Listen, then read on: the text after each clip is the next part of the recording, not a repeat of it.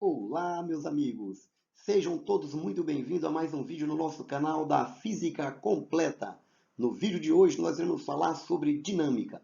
Mas antes de nós prosseguir, moçadinha, não esqueça de dar o seu like, de compartilhar e comentar sobre o nosso vídeo. O seu comentário é de suma importância para nós. Então, vamos lá! Bom, pessoal, a dinâmica ela é a parte da física que estuda o movimento, levando em consideração as suas causas. Diferente da cinemática, que ela estuda o movimento, mas não se preocupa com a causa. Então aqui nós vamos nos preocupar com a causa do movimento. Ou seja, um corpo está movendo, por que, que ele se move? O corpo está parado, por que, que ele está parado? Então essa ideia foi formulada pela primeira vez em 1687, no livro Principia, por Isaac Newton. É claro que ele estava apoiado em ombros de gigante, como ele bem mesmo informa. O gigante que ele fala era Galileu Galilei, Johannes Kepler e entre outros. Então, essas ideias possibilitaram a Max Planck a desenvolver a mecânica quântica e a Albert Einstein a mecânica relativística. Então, vamos agora aprender o conceito de força. Vamos lá? Bom, pessoal, força é uma ação capaz de mudar o estado de repouso ou de movimento de um corpo. Existem dois tipos de força, o de contato e o de campo. A força de contato foi o que nós observamos anteriormente, quando o cara aplicou uma força naquela bola. Aquela bola, ao ser aplicada a força nela, mudou o estado de repouso dela. E existe a força de campo. Foi o que nós observamos nesse slide anterior, quando essa pessoa soltou essa maçã. Ela caiu de encontro à Terra. Caiu de encontro à Terra porque próximo da Terra existe uma região chamada campo gravitacional. Essa força é dita força de campo. Vamos agora para mais algumas definições. Vamos lá? Bom, pessoal, quando nós temos um corpo onde está aplicada várias forças, eu posso substituir todas essas forças por uma única, que desempenha o mesmo papel, que é chamado aí de força resultante, que vai causar os mesmos efeitos de todas as forças aplicadas. Então, a força resultante é aquela que desempenha o papel de todas as forças aplicadas no único ponto material. Vamos ver um exemplo aí para elucidar esse caso. Vamos lá? Então, como vocês bem observam aí, temos aí 4 pessoas aí empurrando esse carro. É como se eu pudesse substituir essas 4 pessoas por uma única, que desempenharia o mesmo papel das 4. Ou seja, é chamado aí de força resultante. A força resultante nada mais é, então, do que a soma vetorial de todas as forças aplicadas no único corpo.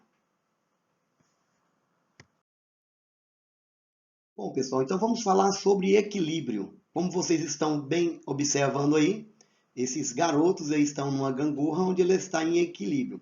Existem dois tipos de equilíbrio. O equilíbrio estático, onde a força resultante é igual a zero e a velocidade também é igual a zero.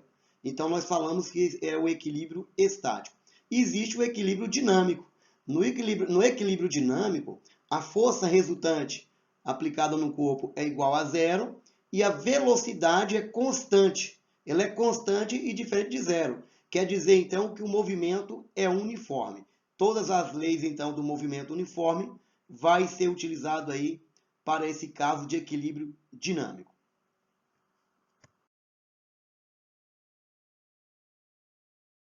Bom, pessoal, então vamos aí para a primeira lei de Newton, ou conhecido também como princípio da inércia.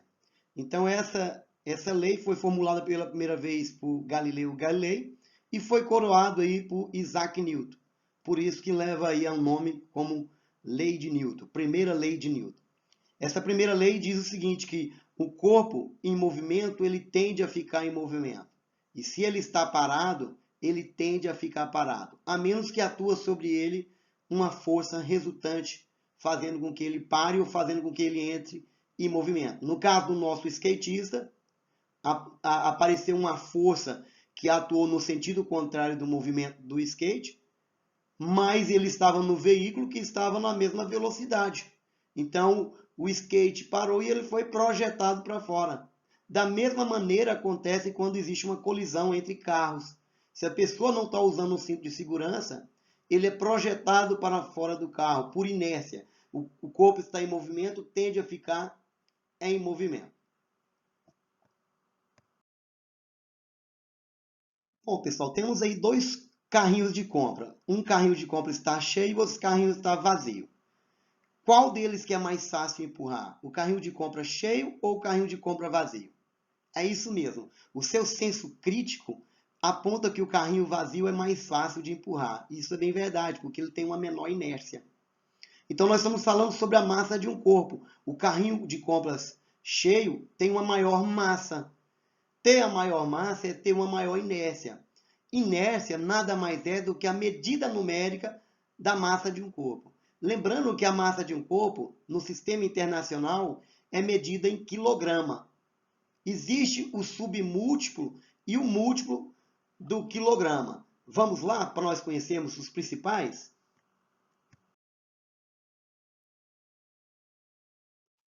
Bom, pessoal, então nós vamos apresentar para vocês o submúltiplo e o múltiplo do quilograma. Então, o submúltiplo do quilograma é o grama. Então, 1 grama corresponde à milésima parte do quilograma. E essa milésima parte, representando em notação científica, fica 10 elevado a menos 3 kg. E o tonelada corresponde a 1000 kg. Então, em notação científica, esse 1000 kg corresponde a 10 ao cubo quilograma. Esses são os principais submúltiplo e múltiplo do quilograma. Bom, pessoal, nessa imagem observamos um cachorro puxando aí um carro. Então, o cachorro está aplicando uma força e essa força está provocando aí um efeito nesse carro, que é fazer com que ele saia do repouso, fazendo com que o carro entre em movimento. Então, esse efeito e causa é representado como princípio fundamental da dinâmica. O princípio fundamental da dinâmica diz que a força resultante atuante em um corpo é igual à massa desse corpo pela aceleração adquirida. Também conhecido aí esse princípio fundamental da dinâmica como segunda lei de Newton.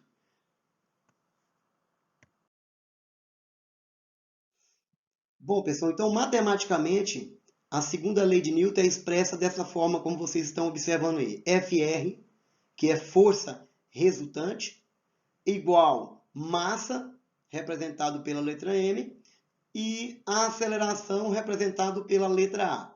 Então, essa fórmula matemática é a expressão da segunda lei de Newton. Força resultante igual massa vezes aceleração. Toda e qualquer força no sistema internacional, a unidade de medida é Newton, em homenagem ao cientista inglês Isaac Newton. Então, a unidade de medida, aí, como vocês bem observam, aí, de força, toda e qualquer força, medida em Newton, massa, medida aí em quilograma, que está circulado aí, como vocês bem observam, e o A de aceleração, medida em metros por segundo ao quadrado. Vamos falar agora sobre o peso de um corpo. Vamos lá? Bom, pessoal, próximo à Terra existe uma região chamada campo gravitacional. Então, todo e qualquer corpo próximo da Terra cai devido ao seu peso. O peso de um corpo é a ação da força gravitacional que atua sobre um corpo. A aceleração da gravidade da Terra, vamos considerar no nosso curso como sendo 10 metros por segundo ao quadrado. Então, o peso de um corpo é o produto da massa desse corpo pela aceleração da gravidade. Vamos então agora para um exemplo de fixação desse conteúdo. Vamos lá? Bom, pessoal, então vamos fazer um exemplo aí sobre o peso de um corpo. Vamos lá, então. Na Terra, a aceleração da gravidade é, em média, 9,8 metros por segundo ao quadrado. E na Lua é 1,6 metros por segundo ao quadrado. Para um corpo de massa 50 gramas, determinar. Então, vamos determinar aí o peso desse corpo na Terra e também vamos determinar o peso desse corpo e a massa dele na Lua. Vamos então para a nossa resolução.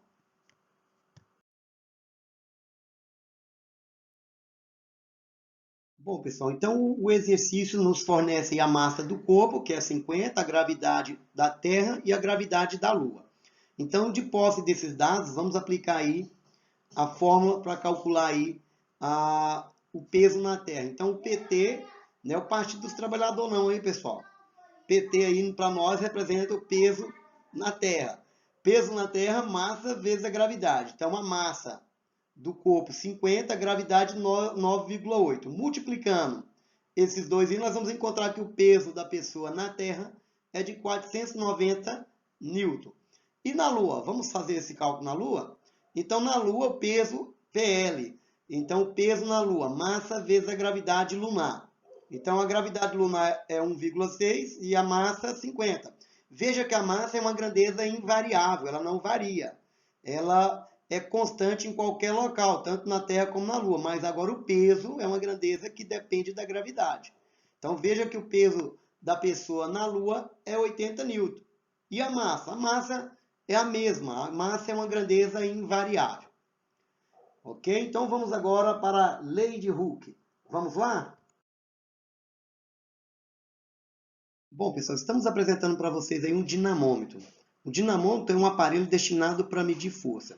Ele é composto por uma mola helicoidal e é protegido aí por essa campânula aí. E aonde existe aí ponteiros indicando a força aplicada, a força que o corpo está aplicando sobre essa mola. Vamos representar aí um suporte onde está preso aí uma mola. Então, quando nós aplicamos uma força nessa mola, na extremidade dessa mola, ela se deforma. Vamos observar o que aconteceu posteriormente a essa força aplicada. Então, veja que quando essa força é aplicada nessa mola, ela vai se deformar. Onde nós chamamos essa deformação de X. Quanto maior for a força aplicada, maior vai ser essa deformação. Esse material que se deforma e depois volta para o estado de origem é chamado de material elástico. Então, todo e qualquer material elástico vai ficar sobre essa força elástica que nós chamamos de lei de Hooke. Então, Hooke enunciou essa lei pela primeira vez, falou que a força aplicada no determinado material elástico é diretamente proporcional à deformação. Quanto maior for a deformação dessa mola, maior foi a força aplicada nela. Então, esse K que está representando aí é uma constante elástica. Essa constante elástica ela é particular de cada material. Vamos, então, entender sobre o quilograma-força e o Newton. Qual que é a relação que existe? Porque no sistema internacional nós sabemos que a unidade padrão para medir força é Newton. Mas existe outra unidade que não faz parte do sistema internacional, que é o quilograma-força. Vamos ver como é que funciona isso?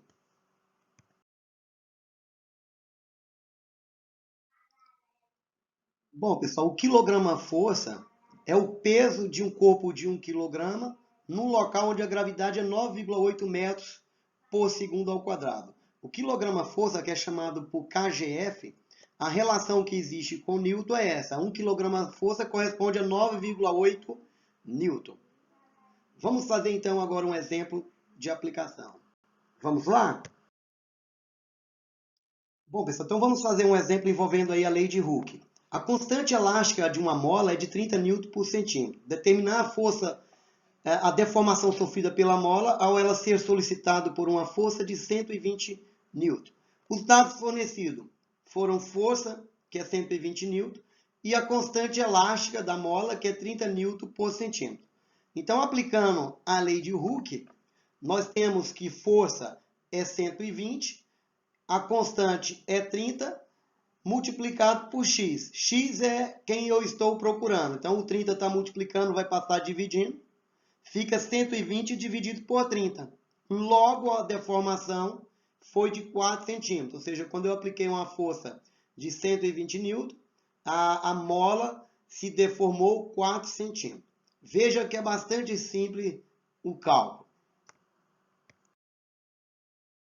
Bom, pessoal, então vamos fazer também um exemplo sobre a segunda lei de Newton. Vamos lá. Seja um corpo de massa 2 kg em repouso, apoiado sobre a superfície plana e horizontal, sob a ação das forças horizontais F1 e F2, de intensidade 10 N e 4 N, respectivamente, conforme indica a figura. Então, vamos observar a figura. Então, está esse bloco aí, que está na superfície horizontal, e é aplicada sobre esse bloco forças horizontais, força F1 e força F2. A força F1 é de 10 N e a F2 de 4 N. E é pedido para nós calcularmos a aceleração adquirida pelo corpo e também é pedido para nós achar a velocidade e o espaço percorrido pelo corpo após o início do movimento, 10 segundos após o início do movimento. Vamos então para a resolução desse probleminha. Vamos lá? Bom, pessoal, então vamos para a resolução. Força 1, 10 N, força 2, 4 N, massa 2 kg, velocidade inicial é 0. A velocidade inicial é 0 porque o corpo está em repouso. Lembrando que o corpo estava em repouso e foi atuar sobre ele a força 1 e a força 2. Então, lembrando que quando eu aplico essas forças, vai ser capaz de provocar nesse corpo um deslocamento, fazer com que ele entre em movimento. Então, a força 1 é de 10 N, está aplicado da esquerda para a direita, como vocês bem observaram. E a força 2 é de 4 N, está aplicada da direita para a esquerda. Como ela aponta para sentidos opostos, eu vou ter que fazer a subtração entre elas. Lembrando que o conceito de força resultante é a força que desempenha o papel de todas as forças aplicadas em um corpo. É como se eu pudesse substituir essas forças por uma única. Então, como eu tenho duas forças, lembrando que eu estou representando aqui a soma vetorial, como a força F1 aponta para a direita, eu vou colocar valor positivo. A força F2 aponta para a esquerda, eu coloquei valor negativo, porque elas são de sentidos opostos. Então, ficou força resultante igual a 10 menos 4. 10 menos 4, eu tenho que a força resultante de 6 N, ou seja, como se eu substituísse essas duas forças por uma única de 6 N, que desempenham o mesmo papel. Lembrando que o movimento vai ser no mesmo sentido de força, da força que tiver maior intensidade. Como a força que tem maior intensidade é a de 10 N, então o corpo vai mover nesse sentido, da esquerda para a direita. Bom, então vamos lá. Força resultante, massa vezes aceleração. Então daqui eu tiro que a força é 6 N, acabamos de encontrar. A massa, 2 kg. Logo, vou passar o 2 dividindo. A aceleração vai ser 3 metros por segundo ao quadrado. Então veja que é muito simples calcular aí a aceleração. Já achamos então a aceleração desse bloco. Vamos fazer a letra B. A letra B ele quer saber a velocidade. Eu conheço o tempo, conheço a velocidade inicial e conheço a aceleração. Veja que a letra B está entrelada na questão A. Se eu errar a letra A, eu erro a letra B. Velocidade igual velocidade inicial mais aceleração vezes o tempo. Velocidade inicial é 0, a aceleração é 3 e o tempo é 10. Logo, a velocidade, 30 metros por segundo. Aplicando agora a função horária das posições, movimento uniformemente variado, S igual a S0 mais V0t, mais meio da aceleração vezes t ao quadrado. Vou colocar o S0, que está positivo no segundo membro, vai para o primeiro membro com sinal negativo. Então, veja que ficou S menos S0, que é o nosso ΔS. A velocidade inicial é 0, eu posso cancelar. Logo, eu tenho que ΔS é a metade da aceleração, metade de 3, vezes 10 ao quadrado. Logo, eu encontro que o espaço que o móvel percorreu foi de 150 metros. Então, veja que é bem simples aí o cálculo, não é mesmo? Vamos então avançar o nosso conteúdo. Vamos lá. Bom, pessoal, então vamos falar agora sobre a terceira lei de Newton, conhecido como o princípio da ação e reação. Esse princípio diz o seguinte, que para toda ação existe uma reação, com a mesma intensidade, com a mesma direção, só que sentidos opostos. Então veja a interação entre o foguete e terra. O foguete exerce uma força na terra e a terra, por sua vez, exerce uma força no foguete. Então aparecem esses pares de força devido à interação de foguete e Terra. Existem outros pares de interação entre corpos. Vamos conhecer alguns deles. Vamos lá? Bom, nós estamos observando aí uma força que é chamada força de tração. Todas as vezes que nós tiver alguma coisa sendo esticada, né, existirá essa força. Ou seja, a pessoa está tracionando a corda, exerce uma força na corda, que é uma ação, só que a corda também reage, promovendo aí uma reação na mão da pessoa. Então, é essa força que é chamada força de tração. Elas têm a mesma intensidade, têm a mesma direção, só que sentidos aí opostos. É chamado aí força de tração ou força tensora. Vamos representar essas forças pela letra T do nosso alfabeto. Bom, nós iremos falar sobre a força de reação normal. Essa força sempre é perpendicular à superfície de apoio. Então observa que eu tenho aí um reservatório ao seu lado esquerdo aí, e esse reservatório está apoiado em uma plataforma. Então esse reservatório atua sobre ele o que nós chamamos de força-peso. A força-peso sempre é vertical e para baixo. Só que no sentido oposto dessa força-peso, eu tenho a minha força de reação normal. Essas duas forças se anulam. Elas têm módulos iguais. Ou seja, se o peso desse reservatório for de 500 newtons, a força de reação normal também será de 500 newtons, só que apontado para cima. Vamos fazer exemplo, então, para nós fecharmos com chave de ouro essa parte da dinâmica. Vamos lá? Bom, pessoal, então vamos para mais um exemplo aí das leis de Newton. Então, dois blocos de massa 2 kg e 3 kg, apoiados sobre uma superfície horizontal, lisa, são empurrados por uma força de 20 N. Determinar a aceleração do conjunto. Letra B, a intensidade das forças que A e B exercem entre si. Então, vamos observar aí a plataforma aí, a superfície horizontal, e os dois blocos aí onde está sendo aplicada aí uma força de intensidade de 20 N, representada aí na figura. Vamos lá para a nossa resolução desse problema.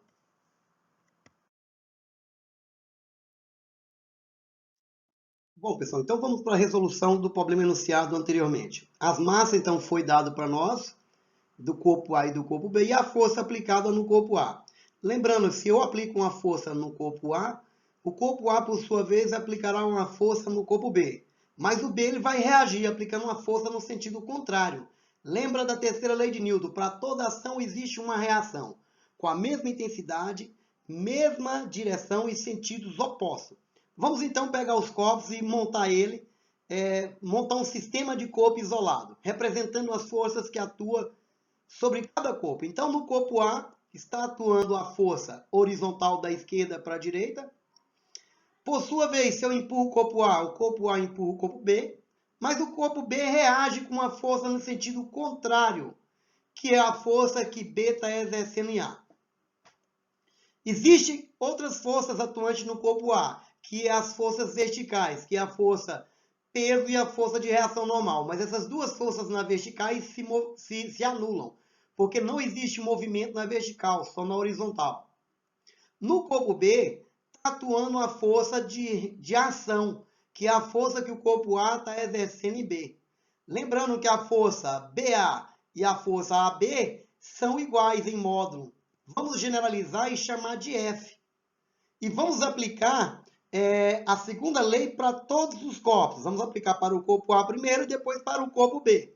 Força resultante igual a massa vezes aceleração. Então, para o corpo A, vamos lá então. Como eu tenho uma força, a F, que está aplicado da esquerda para a direita, e a força BA, que está aplicada da direita para a esquerda, que nós chamamos de F, vamos fazer a subtração, aplicando aí a segunda lei de Newton. Fica F menos F minúsculo, igual a massa de A vezes a aceleração do conjunto. A mesma coisa vamos fazer para o corpo B. Só que no corpo B só atua a força F. Vai ficar F igual massa de B vezes aceleração. Vamos somar essas duas equações. Menos F vai cancelar com mais F. Sobra aqui força igual a soma das massas vezes aceleração. Substituindo os dados aí e fazendo a soma das massas, eu tenho que 20 é igual a 5 vezes A. Passando 5 dividindo, eu acho a aceleração 4 metros por segundo ao quadrado. Vamos pegar a segunda equação aí, ó, e vamos achar a força que A exerce em B e que B exerce em A. Então, aplicando aí a fórmula matemática e substituindo os valores, eu tenho que força é igual a 3 vezes 4, que dá 12. Então, a força que A e B exercem entre si é uma força de 12 newtons. Vamos então para mais um exemplo. Vamos lá? Bom, pessoal, então vamos para mais um exemplo de aplicação. A figura mostra dois corpos, A e B ligados entre si por um fio que passa por uma polia. Abandonando-se o sistema em repouso à ação da gravidade, verifica-se que o corpo A desce com uma aceleração de 3 metros por segundo ao quadrado. Sabendo que a massa de B é 7 kg, calcule a massa do corpo A. Despreze os atritos e considere a gravidade 10 metros por segundo ao quadrado. Então vamos lá para nós montarmos aí um sistema de corpo isolado. Vamos lá? Bom, pessoal, então vamos pegar aí os dados, né? Os dados fornecidos foi a massa do corpo B, a aceleração dos corpos e a gravidade, que é 10 metros por segundo ao quadrado. Pede para nós calcular a massa do corpo A. Nós sabemos que o corpo A ele desce, né, pessoal? Ele falou para nós. Então, a primeira coisa é orientar o sentido do movimento. O sentido do movimento é no sentido horário. Não se esqueça. Então, eu tenho a força peso que atua para baixo. No sentido contrário, como é um cabo, eu tenho uma força de tração. Lembra? Toda vez que eu tiver um cabo, um fio, eu vou ter uma força de tração. No corpo B, atua a força de tração também. Existe no corpo B a força peso e a força de reação normal, mas lembrando que elas se anulam. Então vamos montar um corpo um sistema para cada corpo. Então no corpo A, lembrando que eu tenho aí, deixa eu pegar só o marcador para nós orientarmos. Então eu tenho a força peso menos a força de tração. Então vai ficar corpo A, força peso menos tração igual a massa do corpo A vezes aceleração. Para o corpo B, eu só tenho a força de tração. Ó. Tração, então, é igual a massa do corpo B vezes aceleração. Somando esses dois, então vamos somar esses dois aí. Ó. Então, menos T mais T vão se cancelar. Sobra que peso de A é igual a massa do corpo A mais a massa do corpo B vezes aceleração. Mas quem é peso? Né? Peso é massa vezes a gravidade. Então, a massa do corpo A vezes a gravidade é igual a massa do corpo A mais massa do corpo B vezes a aceleração. Substituindo os dados agora que nós conhecemos na equação, temos que a gravidade é 10, massa do corpo A não conheço, é justamente o que eu estou querendo, massa de B é 7 e a aceleração é 3. Vamos fazer a propriedade distributiva da multiplicação em relação à adição. Então, 3 vai estar multiplicando massa do corpo A e vai estar multiplicando 7. Então, esse 3 ele multiplica todo mundo aqui dentro do parênteses. Vai ficar dessa maneira. 3MA mais 3 vezes 7, que dá 21. Resolvendo isso aí, ó, e passando o 3MA para o primeiro membro, vai com sinal trocado. Então, vai ficar MA vezes 10 menos 3MA, ou MA vezes 3, igual a 21. Substituindo aí, resolvendo essa subtração, 10 menos 3 dá 7MA. Passando o 7 dividindo, vai ficar 21 dividido por 7, que é igual a 3 kg. Então, veja que é muito simples, é só fazer com um detalhe. Então, espero ter ajudado vocês. Não esqueça aí, se você gostou, compartilhe esse vídeo para que possa ajudar mais pessoas e ajudar também o nosso canal a desenvolver. E também está aberto aí às críticas, pode criticar, fazer as críticas construtivas para que nós possamos melhorar o nosso vídeo. Então não esqueça aí de dar o seu like e de compartilhar. Mas não vá embora que nós temos um recado para você. Vamos lá? Bom, pessoal, então Einstein diz o seguinte, que o mundo não está ameaçado pelas pessoas más, e sim por aquelas que permitem a maldade. E até o próximo vídeo no nosso canal da Física Completa. Até mais!